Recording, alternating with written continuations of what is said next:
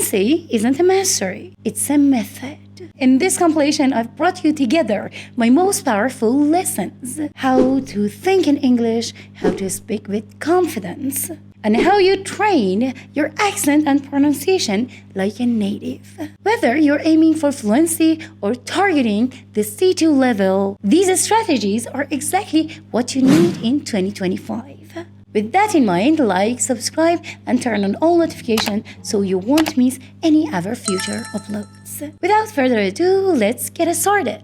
A lot of people always ask me, how do I really improve my English so I sound smooth and natural? One of the most powerful tools I know, and I'm gonna introduce you in this video, is shadowing. And in this video, I'm gonna tell you how to do it right in a natural, simple way that actually works. What is shadowing? Shadowing means you listen to a speaker and at the same time or right after them, you copy them. Not just the words, but how they say the words, their pronunciations, their rhythm, their intonations, and their feelings. It's like you're standing next to them, and as they talk, you echo their voice right a second behind. That's why it is called shadowing, because you're like their shadow, quiet, close, and following every move. Do you really want to know why it is so powerful? Because it helps your brain, ear, and mouth work together like a team. You hear the music of the language, and soon it starts to become your music too. I promise you'll notice that after a while, and your speaking starts to flow naturally. So let me walk you through how to shadow step by step. Let's get started. Step 1. You need to set an intention. Before you even press play, ask yourself, what do I really want to get better at today? Maybe you really want to sharpen your pronunciation. For example, how to say the tricky sounds like TH sound, or the difference between big and beg. Maybe you want to focus on intonation, how the speaker's voice goes up and down, rises and falls to sound more expressive. Or maybe you want to master connected speech, how words get linked together, like how native speakers say gonna instead of going to. When you're clear on what you're listening for, it's like putting on glasses. Everything becomes sharper.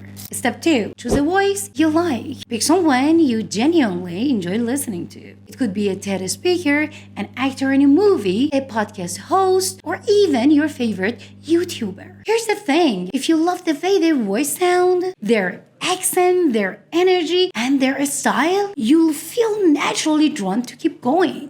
It's like choosing a gym coach whose vibe you love, or who's really handsome, if you know what I mean. So you're more likely to show up and stick with it. It's a really good question to ask yourself. Whose voice would I love to borrow for a little while? Pick them. Trust me, it makes all the difference. Step 3.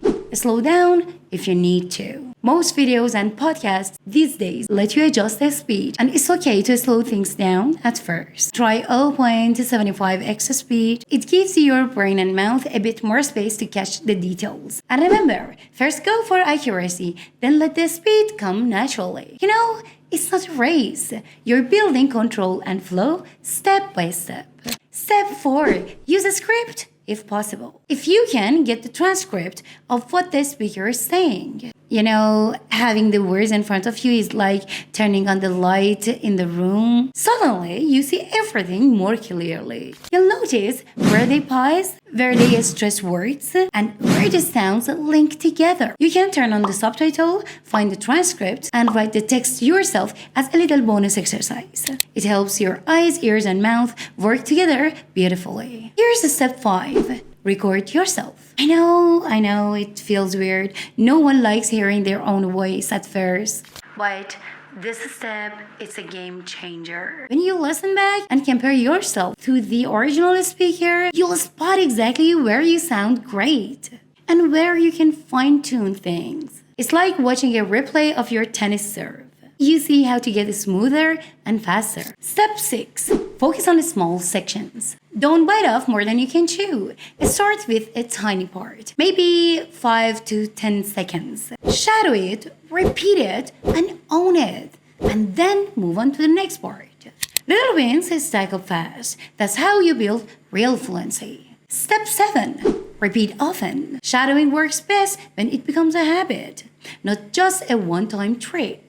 Even 5 to 10 minutes a day can work wonders. It's like watering the plant. Little by little, it grows strong and beautiful. Your English voice will do the same. So, there you go. That's how you make shadowing a powerful, life-changing tool. Pick your voice, press play, and start shadowing today. Your future fluent self will thank you for it. If you like this video and you want to master shadowing with me, leave a comment below who's the voice you're going to shadow this week. I'd love to hear. And of course, like and subscribe and turn on the bell so you won't miss any other future uploads. Thanks for watching and let's keep growing together. There was a time when I froze every time somebody asked me, "Do you speak English?" I have studied for years, memorized grammar rules, and even passed exam. Though when it came to real life, I couldn't speak. That was a moment I realized that English isn't about being perfect.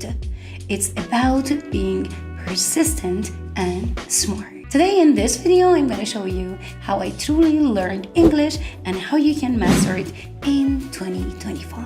What was my turning point and how I came from fear to fluency? Let's go. When I was stuck, I tried something new. I stopped learning randomly and started learning deliberately. I focused on 3 major areas. Number 1, speaking. Even when I sounded terrible. I recorded myself, joined language groups, and talked to myself while doing chores. Number 2, listening to real people, not textbook dialogues. I watched TV shows with subtitles, shadowed native speakers, and repeated real phrases. Number 3, tracking every small win. I wrote in a notebook every day. New words I learned, mistakes I made, and wins I was proud of. Even small ones, like understanding a full scene in a movie. See, that's why my English started to come alive. I've got you the smartest study plan for 2025. Let me introduce you SMART English Learning. Speak, mistake, AI, real life, and track. S. Speak daily, not perfectly. Fluency isn't about knowing the most words. It's about using what you really know.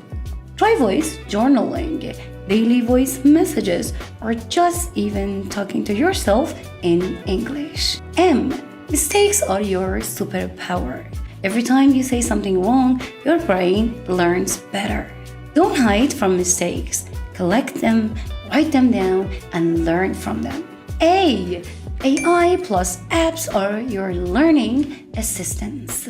Practice conversation with ChatGPT or Google Assistant. Improve pronunciation with Elsa Speak. Meet real people on HelloTalk or Tandem. 2025 is the year of smart tech. Don't ignore it. R. Real-life exposure is a must. Watch English YouTubers. Read the news. Use English when ordering online or searching something. Make English a part of your life, not just a study time. T. Track your progress every week. Ask yourself these questions every week. What new words did I learn? Or what mistakes did I correct? And what made me proud this week? Here's the bonus. You can download my free weekly tracker in the description below to stay motivated. This week, I want you to do something bold. Record a 1-minute voice message in English every day. You don't need to post it, but if you're brave enough, you could share one in the comments below. Tell me, what was easy? What felt awkward? Or what surprised you? Here's a push you might need. You don't need perfect grammar. You don't need expensive courses. What you need is to show up, stay consistent, and be willing to sound imperfect. So, will you try for 10 more minutes today? Or wait 10 more years? Here you are. Now you own the smartest study plan for English in 2025.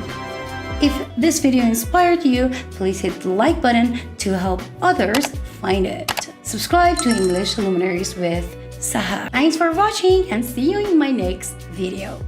Today in this video, I'm going to reveal this secret. See? No endless grammar drills, no boring textbook routines, just smart, strategic, life-changing techniques that really work. If you're serious about mastering English and breaking into C2 level, hit that like button, subscribe, and let's grow together. Mindset is the foundation. I stopped learning English like a subject and I started learning that like it too. And by that, I mean I made English my lifestyle. I consume English every single day. TV shows, audiobooks, YouTube videos, podcasts. Though, here's the secret. I don't just listen. I listen actively. I pause, repeat, imitate, and keep a record of every new expression. Here's a tip for you.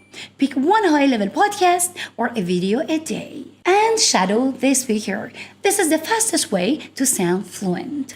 Part 2. Advanced vocabulary. No more basic. No more good, bad, or nice. I replaced all of them with C2 level adjectives. Unfortunately, there is this power outage in our area, though it's not gonna stop me. Let's get down to the business. I replaced a lot of basic words with C2 level vocabulary. For example, you're really tired? No, I'm exhausted. Instead of saying, I'm so happy, why not saying I'm over the moon? And if you feel hungry, so you could say, I'm starving. I created word banks and I stuck them all over the walls in my house, even in the bathroom. I've got a challenge for you. Drop your favorite C2 level word down below in the comments and use it in a sentence. Part 3. You want to learn grammar? That would be totally okay. But learn it in the context, not in isolation. I don't memorize rules anymore.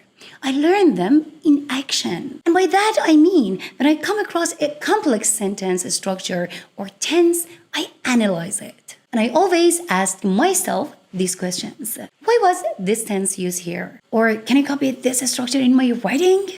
Now it's your turn. I've got you a mini task. Find one sentence from a native source today and try to imitate it in your own story. I mean, personalize it. Honestly, the real grammar mastery comes from the repetition in real context.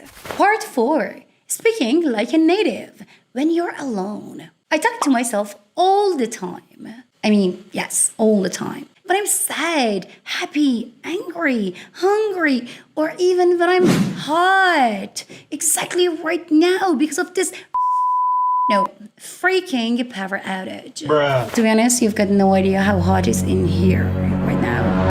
But that's okay. I describe what I'm doing in English all the time. Talking in front of the mirror? Yeah. That's typical of me. And finally, I record myself and compare it to native speakers. Here's the pro tip. Use the Fluently and else I speak to test your pronunciation. There are also these advanced connectors that instantly level you up. Such as having said that, needless to say, on the flip side, on the credit side, which you could use both in speaking and writing. Part 5. Writing like a pro. I keep a C2 journal. I write mini essays, reflections, and summaries of podcasts I've listened to. And then I check them using AI tools and compare it to text models. You know, I write to think, to grow, and to remember. And finally, try this. Write 5 sentences every day using the words and the grammar structures you learned this week. See, getting to C2 level isn't about talent. It's about the system. You know what you need? You need the right habit, daily inputs, and confidence to push your limits. If this video helped you, leave a comment with the phrase I'm on C2 journey and let me know what you're doing to improve. I'm replying to every single one. Don't forget to like, subscribe, and grab your free C2 planner PDF down below in the description. Ever get stuck mid-sentence and just stare into the space like your brain went on a vacation? Here's the good news. You don't need perfect words to sound fluent. You just need the right trick. Today in this video, I'm going to give you the exact lines fluent speakers use when their minds go blank. Because let's face it, even the most confident speakers sometimes get stuck. The difference? They sound fluent anyway. And today, let's make that your new superpower together. Step 1. Recognize the phrase, don't fear it. It's not a brain malfunction, it's your mind buffering. Happens to native speakers too. Instead of silence, use charm and strategy. And here's how. Step 2. Use smart fillers like a native, but a little bit cooler. Don't just say, What? Try these instead. They buy you time and make you sound advanced. Let me put it another way. It's kind of like, what's the word I'm looking for? It's right on the tip of my tongue. How do I put this? For lack of the better word? Let me phrase that differently. I can't remember the exact term, but... Or bear with me for a sec, it'll come back. Or it'll come back to me. Okay, my brain is buffering. Give it a moment. See? These expressions give you the breathing room while keeping the conversation alive. Step 3. Humor plus confidence equals instant recovery.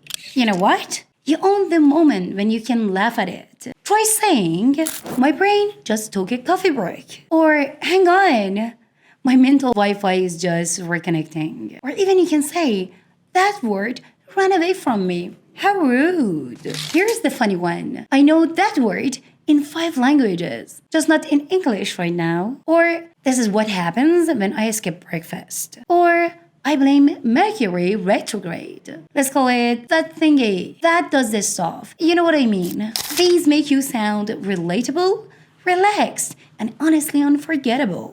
Step 4. Paraphrase like you planned it. Just describe what you mean without apologizing. For example, instead of saying thermometer, you could say the thing you use to check your body temperature, you put it in your mouth or on your forehead. Or instead of saying microwave, you could say the machine that heats your food really fast. It spins and makes a sound. You know, this is not a weakness. It's communication at its finest. And that's fluency in action.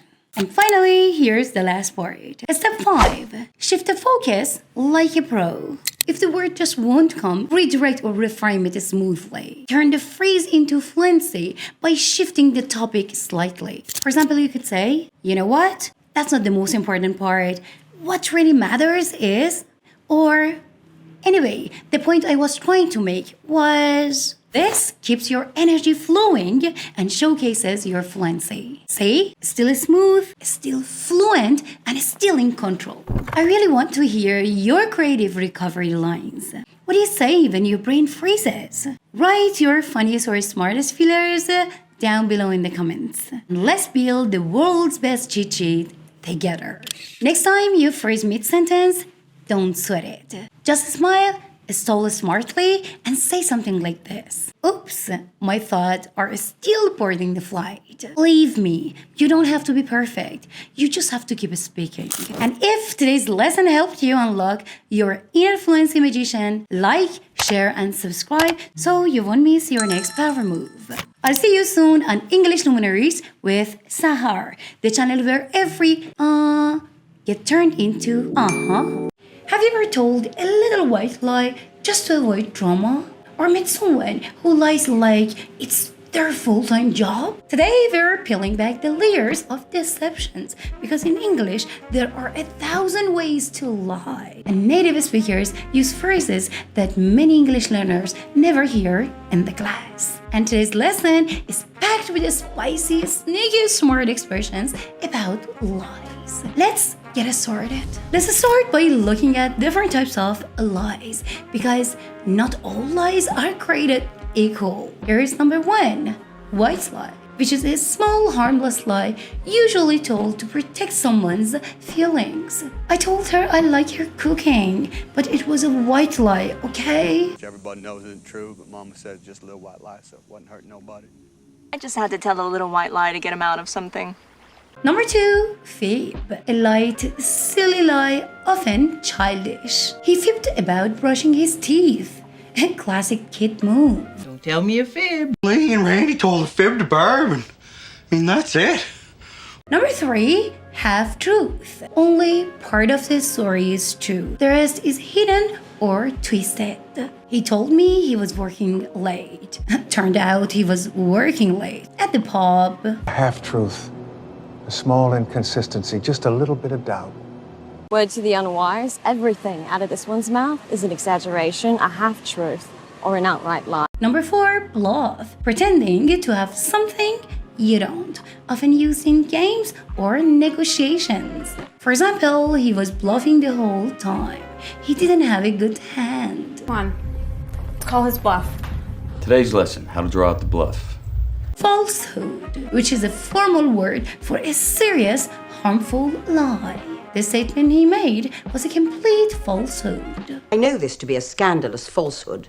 To preach the truth in the face of falsehood. Lie by omission, which means leaving out key information to deceive someone. For example, he didn't technically lie, but he left out the part where he failed the test. By the way, you may have already noticed something different today. No, it is not a new camera filter, it's me. I changed my hairstyle. I thought it's time to give my hair a little plot twist. What do you think? Be honest, but gently. I'm emotionally attached to it already. Now let's move on to the part 2. There are also some expressions that native speakers use to talk about lying. Here's number 1, to lie through your teeth, which means to lie boldly and shamelessly. For example, he lied through his teeth about where he was last night. Now you lie through your teeth. Lie through your teeth at every turn, and if you're lucky, you may get away with it. Number 2, a bold-faced lie or a bare-faced lie, which means a very obvious, bold lie. For example, that was a bold-faced lie, and everyone knew that. In your born days, ever hear such a bold-faced lie?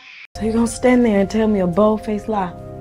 Number 3, out-and-out lie. A total complete lie, which is nothing true about it. Saying he didn't cheat was an out-and-out lie. Well, now that's an out-and-out lie. Something to Von Erichs had said to be true was an out-and-out lie. Number 4, a pack of lies, which is a whole collection of false statements. For example, her story was a pack of lies from the start to finish. Senator Brewster, your story is a pack of lies, and I can tear it apart if allowed to cross-examine. Here's a good one, to stretch the truth, which means to exaggerate or make something sound more dramatic. He stretched the truth about how much he helped on the project. I have seen you stretch the truth. Falsify environmental protection reports. You really do stretch the truth.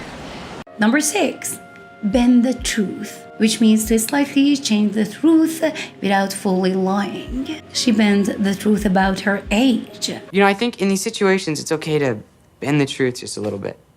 If you bend the truth, or I think you're bending the truth, I'll kill you. Number 7, cut short-handed, which means cut in the act of lying or doing something wrong. For example, he was cut short-handed, changing the numbers in the reports. She was caught red-handed faking an event. Jefferson Smith was caught red-handed stealing from boys. Number 8, to pull the wool over someone's eyes, which means to deceive or trick someone. She tried to pull the wool over my eyes, but I wasn't buying it. You want to pull the wool over someone's eyes? Go get a sheep, okay? Number 9, full of it, which is a casual way of saying someone's lying or exaggerating. He said he dated a supermodel in college. He's so full of it. You are so full of it, man! You're full of it then, and you're full of it now.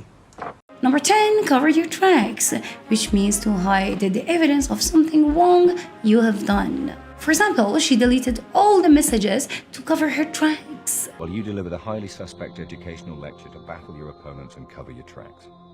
Here's another good one, to call someone's bluff, which means to challenge someone to prove what they say is true. For example, he said he'd quit if they didn't promote him. I called his bluff and he didn't quit. So if you've enough of a womanly guff, no need to be rough, it'll be quite enough to call her bluff. I think I'll just have to call your bluff, okay? Last but not least, make up this story. To make up a story, which means to invent a lie or fictional tale. For example, he made up a story about why he was late. Tell him something, make up a story, and we've got to keep this undercover. Who would make up a story like that? Now it's time to talk about the people behind the lies. Number 1, compulsive liars. Someone who lies out of habit, even when they don't need to. He's a compulsive liar. He lies even when the truth is easier. Number 2, a pathological liar. A person who lies constantly and often believes their own lies. For example, you can't trust a word she says. She's a pathological liar. Number 3 is smooth talker. Someone who lies or charms their way out of the situation with sweet words. For example, he's a smooth talker. Be careful, he lies without even blinking. Number 4, the two-faced person. Someone who pretends to be nice, but says or does something the opposite behind your back. She's two-faced, acts like a friend but talks behind my back. Here are some idioms and slangs just native speakers tend to use. Tall tale. Tall tale, an exaggerated, unbelievable story. For example, my grandpa always tells tall tales about his childhood. Number 2, fishy, which means suspicious or untrustworthy. For example, her excuses sounds fishy. Number 3, smoke and mirrors, something designed to confuse or deceive someone. For example, their marketing campaign is all smoke and mirrors. Here's the list. Pull the fast one, to trick or deceive someone. For example, he tried to pull the fast one on the manager. And now, if you lie to yourself and say this lesson wasn't helpful, I'll take it as a compliment. But seriously, don't bend the truth and tell the algorithm the truth. Slam that like button like it just told you a big fat lie. Hit subscribe so you never miss any juicy English lesson. Turn on notifications like you're catching a liar red-handed. Drop your favorite expressions from this video in the comments. Or tell me what's the biggest white lie you've ever told. I'll see you in my next video. No lies, just learning. Tell me about yourself. My name is Sahar. I live in a city next to the... Tell me about yourself. Switch. Tell me about yourself.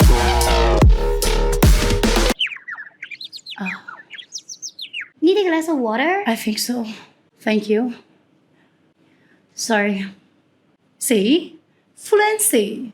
Because real life doesn't come with subtitles. You can read English, you can understand it. But when it's time to speak, everything gets stuck. Right? To be honest, I've been there. And today in this video, I'm going to share with you some easy practical tips to help you speak more naturally and fluently, without worrying about grammar and trying to sound perfect. Alright, let's talk about fluency. What does it really mean? And how do you get it? What fluency really means? There's a simple explanation for that. Fluency doesn't mean perfect English. It doesn't mean making no mistakes. And also it doesn't mean super fancy words.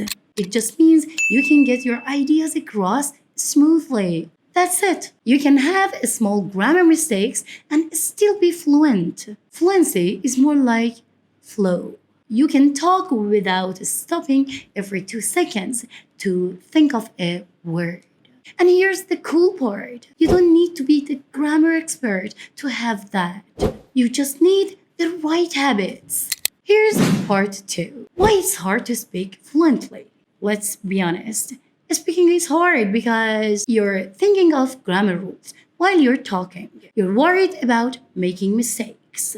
And finally, you don't have ready-made phrases in your brain. So when you're trying to speak, your brain is like, wait, how do I say this phrase again? And after that, there might be a long pause. The goal is to get to the point that phrases come out easily. Like muscle memory, kind of like when you say good morning without thinking. We need more of that.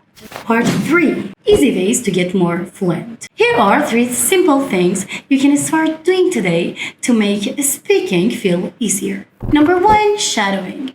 but make it fun. Number 2, collect little phrases. And number 3, talk to yourself.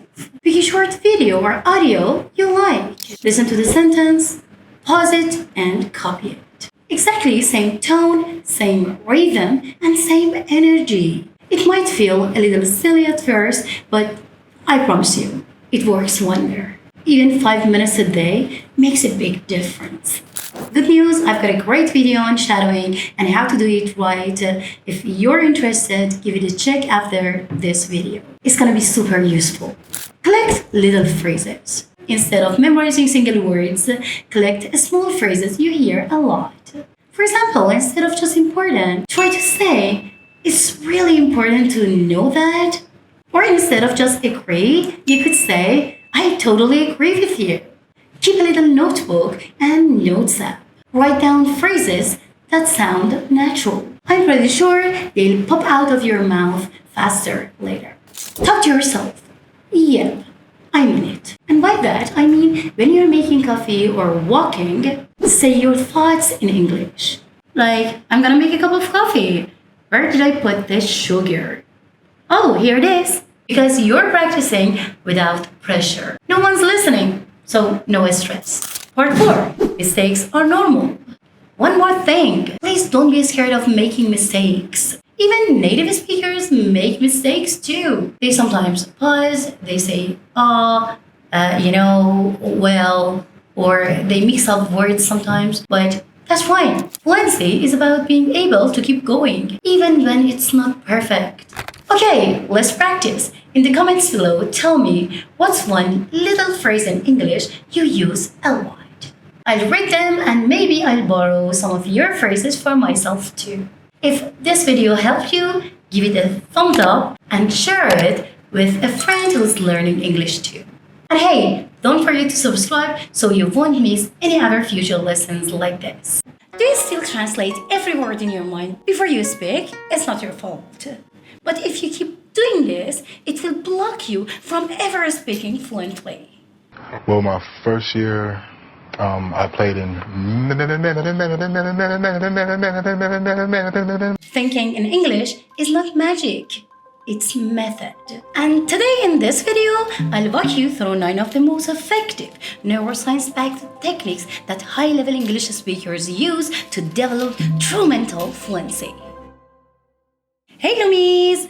Welcome! I'm Sahar and this is English Luminaries, where your English becomes powerful, natural, and fluent. If you're tired of slow, hesitant speaking, if you want to stop second-guessing every word, this is your next breakthrough. Since in this video, I'm giving you my best research-based techniques for training your brain to stop translating and start processing the way fluent speakers do. Let's begin. Build English association with your environment. This method is deceptively simple, but incredibly powerful. Wherever you are, start naming whatever you see in English, like window, chair, coffee mug, or charging cable. Why? Because it forges direct association between your surrounding and English vocabulary. You eliminate the step of translating. Over time, your brain starts to label the world in English automatically. To deepen this, try describing basic attributes. A round table, a warm cup of tea, an empty hallway. Do this daily and you'll rewire your sensory input to match your target language. Narrate your actions silently. Think aloud silently. This technique trains your inner voice to operate in English. As you move through your day, speak internally. For example, I'm brushing my teeth, I need to check my email, or I forgot my wallet. Even silent narration increases fluency because your brain is learning to process everyday life in English. You're essentially creating mental subtitles for your daily routine. Don't aim for perfect grammar, aim for natural rhythm and immediacy. And with time, your English becomes your default operating system. Ask and answer yourself. Practice internal dialogue to trigger spontaneity. Conversations aren't just external, they're internal too. Ask yourself simple, reflective questions in English. For example, what's my plan for the day? How do I feel about this? What should I focus on right now? Then answer them naturally in your head.